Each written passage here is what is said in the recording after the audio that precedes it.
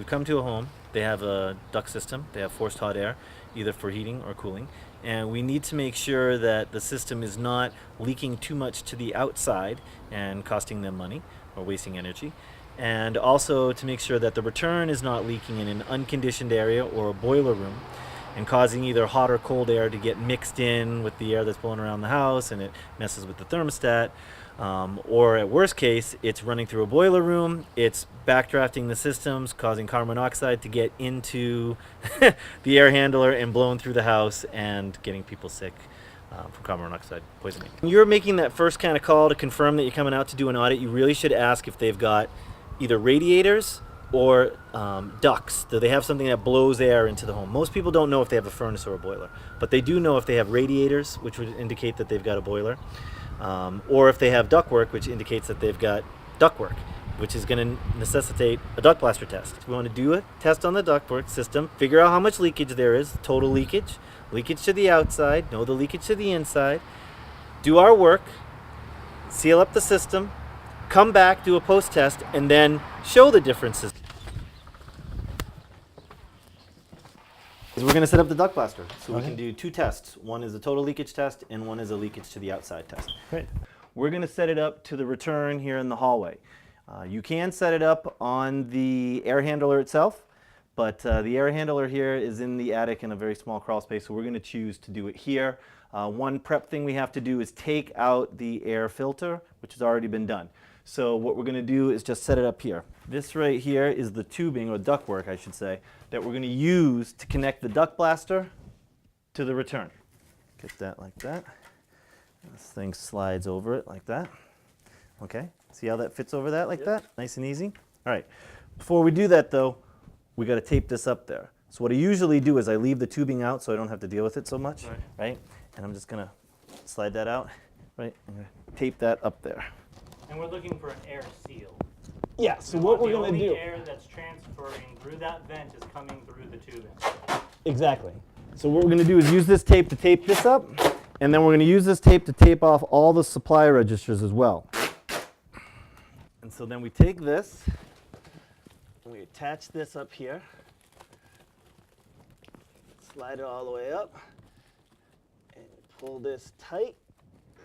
Like that. So don't have this thing squirreling around, you know, because then it's going to... Every angle you have is going to restrict airflow. Exactly. We have to set up the manometer as well. And one thing that is a problem right now, which is a very common mistake, which I'm glad we made, is when you set this thing up, you want to have this side blowing into there.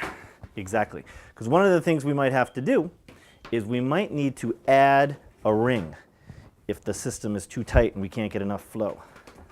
So now what we're going to do is set up the manometer. We've got one tube going to the fan, and we're going to have one tube running to supply ductwork.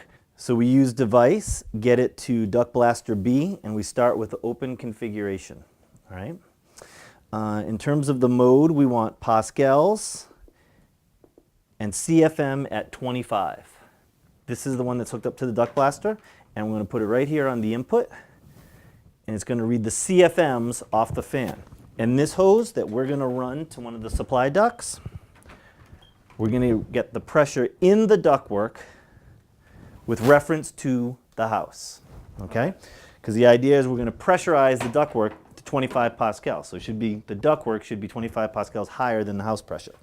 Now, we've got this part set up. Now what we have to do is run around and tape off all the supplies. All right. OSHA safety class. Yeah. Nice and easy. Fits right over it. Sometimes you have supplies that are in the ceiling. Sometimes you have them like this, built into the wall with no grill on them, which isn't really ideal. But you have to look around for them. You can't just rely on, oh, it's, you know, they're all in the ceiling, because there might be some in the wall, there might be some in the floor. We have taped off all the supplies. We have set up our manometer, right? Turned it on, set it to the device of Duct Blaster B, open configuration, pascals on the left, CFM 25 on the right. We've got our hose for the fan running to the right side of the manometer to read our CFMs, and we have our hose on the left side of the manometer reading pascals running to a supply. So all we need to do is take this long hose, walk it in here, take it to one of the supplies, and run it into the supply. So you just poke it right through one of the holes. Now sometimes this gets a little dicey and they might look like it's going to fall. So if you need to kind of tape it up there and do something a little extra, make sure it holds. Nice. Okay.